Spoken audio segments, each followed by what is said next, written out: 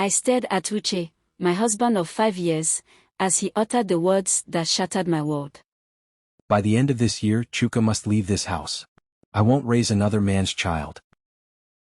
He spat, his eyes blazing with venom. My heart sank. Chuka, my 10-year-old son from a previous relationship, was the innocent victim in this toxic game. His father had abandoned us when he was just 2, leaving me to raise him alone. But I thought Uche was different. I thought he loved me, and by extension, my child. I thought our marriage was built on trust, understanding, and acceptance. But now, as I looked into Uche's cold, hard eyes, I realized I was wrong. You're doing this because of your own insecurities, not because of Chuka, I accused, my voice trembling with rage. Uche sneered. You're just defending him because you're still tied to his father. You'll never fully be mine as long as Chuka is around. His words cut deep, but I refused to back down. Chuka is my flesh and blood. I won't abandon him for anyone, not even you. Uche's face twisted in anger. Fine. But mark my words, Nneoma. By December 31st, Chuka must be gone. Or I will leave you, and you'll never see me again. The ultimatum hung in the air like an axe, waiting to sever our family in two. I felt trapped, torn between my love for my son and my marriage.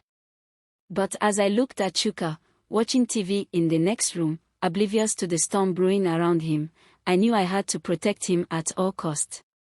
Little did I know, this was only the beginning of a battle that would test my strength, my love, and my resolve. I couldn't sleep that night, Uche's words echoing in my mind like a curse. How could he do this to me, to Chuka? Didn't our years together mean anything? The next morning, I confronted Uche again, determined to understand his motives. What's really going on, Uche? Is it Chuka, or is it something else? I demanded. Uche's expression softened, but only for a moment. It's just, I feel like I'm competing with Chuka's father for your attention. You still have feelings for him, don't you? I laughed, incredulous. That's ridiculous. His father abandoned us. I've moved on. But Uche's words struck a chord. Did I still have feelings for Chuka's father? No, I was certain of that. But did Uche's insecurity stem from something deeper? That evening, I decided to visit my sister, Ada, seeking advice and solace. Ada listened attentively, her expression sympathetic. Nneoma, Uche's behavior is unacceptable. But have you considered Chuka's father's perspective? I frowned. What do you mean?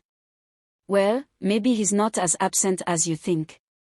Maybe he's trying to make amends. I scoffed. After 10 years. No, Ada. He's made his choice. Ada's words lingered in my mind, however. Was it possible Chuka's father was trying to reconnect? The next day, I received an unexpected phone call. Nneoma, it's Ikenna. Chuka's father's voice, hesitant and unfamiliar. My heart skipped a beat. Ikenna. What do you want? I want to see Chuka. I want to make things right. I felt like I'd been punched in the gut. What did Ikenna's sudden interest mean? And what would Uche do if he found out? I stood frozen, phone in hand, as Ikenna's words hung in the air. 10 years of silence, and now he wanted to make things right. I felt a mix of emotions, anger, skepticism, and a hint of curiosity. What makes you think you can just waltz back into our lives? I demanded, trying to keep my tone neutral. I know I was wrong to leave, Nneoma. But I've been thinking about Chuka non-stop. I want to be a father to him, to provide for him, to be there for him. His words sounded sincere, but I couldn't shake off the memories of abandonment. I need time to think. And even if I agreed, Chuka may not want to see you. Ikenna's eagerness was palpable. I understand. Please, Nneoma, just consider it. I'll do anything to regain your trust. I ended the call, feeling torn. Uche's ultimatum still lingered, and now Ikenna's sudden return complicated everything. That evening, I sat Chuka down and explained the situation. His eyes widened, a mix of excitement and fear. Mom, I don't know if I want to see him, he said, his voice trembling. I hugged him tight. It's your decision, baby. But we'll face it together. The next day, I told Uche about Ikenna's call. His face darkened. You can't seriously be considering this, can you? He growled. I don't know, Uche. But Chuka deserves to know his father. Uche's anger boiled over. You're doing this to spite me, aren't you? To prove that you still have feelings for him. I stood firm. This isn't about you or me, it's about Chuka's well-being. The tension between us grew thicker than ever. A week later, I agreed to meet Ikenna at a neutral location. Chuka hesitated but eventually agreed to come along. As we arrived, Ikenna stood outside, nervously fidgeting. Chuka's eyes locked onto his father, and for a moment, time stood still. Ikenna's eyes welled up with tears. Chuka, my son, I'm so sorry. Chuka's expression softened, and he took a tentative step forward. Dad. Ikenna enveloped him in a tight hug. I'll never leave you again, I promise. I watched, tears streaming down my face. This was just the beginning of a long, complicated journey. As Ikenna's visits became regular, Uche's behavior grew increasingly erratic. He criticized Ikenna's every move, questioning his motives. You're just letting him waltz back in to disrupt our lives, Uche snapped. I tried to reason with him. This is about Chuka's happiness, not about us. But Uche's insecurities deepened. He began to pull away, leaving me feeling isolated and torn. Chuka, however, blossomed under Ikenna's attention. His father's return filled a void he'd never acknowledged. I'm glad Dad is back, Mom, he said one evening. But I don't want you and Uche to fight. My heart ached. I knew I had to make a choice. I'll talk to Uche, I promised. But no matter what, you're my priority. As the days passed, Uche's ultimatum loomed closer. December 31st was just weeks away. Would I choose my marriage or my child's happiness?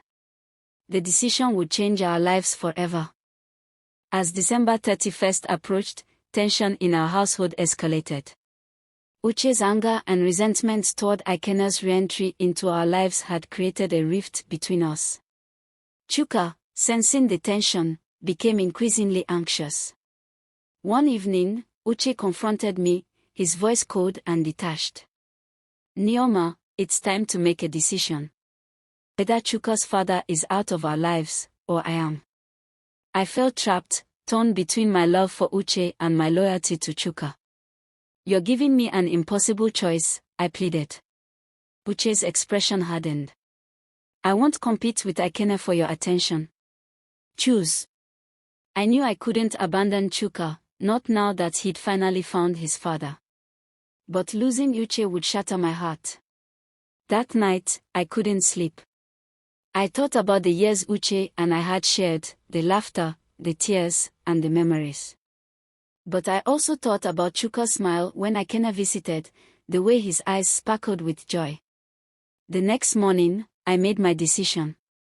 Uche, I understand your concerns, but I won't ask Ikenna to leave Chuka's life. I said, my voice firm but gentle. Uche's face fell, his eyes filling with tears. You're choosing him over me. No, Uche, I am choosing our son's happiness. I corrected. The silence that followed was deafening. Uche packed his bags that evening, leaving without a word. I felt shattered, but I knew I'd made the right choice for Chuka. The days that followed were difficult. Chuka struggled to understand why Uche had left, and Ikenna's visits became more frequent. Ikenna and I started attending therapy sessions, walking through our past and building a new relationship, one focused on co-parenting. Chuka began to flourish under Ikenna's guidance. They bonded over sports, music, and laughter. As I watched them, I realized forgiveness was possible. Not for Uche, not yet, but for Ikenna. "I'm sorry, Nneoma," Ikenna said one evening, his eyes sincere. "For leaving, for hurting you and Chuka. I'll spend the rest of my life making it right." I smiled, feeling a weight lift off my shoulders. "You're making progress, Ikenna. That's all anyone can ask for." Months passed, and our little family adjusted to the new dynamic. Chuka's happiness was contagious, and Ikenna became a steady presence in our lives. Uche and I maintained a cordial relationship for Chuka's sake, but the wounds run deep. One day, as I watched Chuka and Ikenna laugh together, I realized I'd found a new sense of purpose. Being a single mom in a marriage had been painful, but being a single mom, period, wasn't so bad. I discovered strength, resilience, and forgiveness. As I looked at Chuka, now beaming with joy, I knew I'd made the right choice. "Mom?" Chuka asked, noticing my gaze. "Yes, baby. Thanks for choosing me." Tears welled up in my eyes. "Always, Chuka. Always." The moral lesson of this story is that prioritizing the well-being and happiness of a child often requires difficult sacrifices, but those choices can lead to personal growth, healing, and a deeper sense of purpose. It highlights the importance of 1. Selflessness in parenthood. A parent's duty is to prioritize their child's needs, even when it means making hard decisions or letting go of personal relationships. 2. Forgiveness and growth. Forgiveness is essential for moving forward, both for oneself and for others. It allows for rebuilding relationships and creating a healthier environment. 3. Resilience in adversity. Strength and resilience can be found in making tough but principled decisions, even when the outcomes are emotionally challenging. 4. Unconditional love. The story underscores the power of a parent's unwavering love and support, which can serve as a foundation for a child's happiness and development. Ultimately, the story teaches that love, sacrifice, and forgiveness are key to creating a fulfilling and meaningful life. If you have enjoyed this story, please share and subscribe to the channel for more story. Thank you.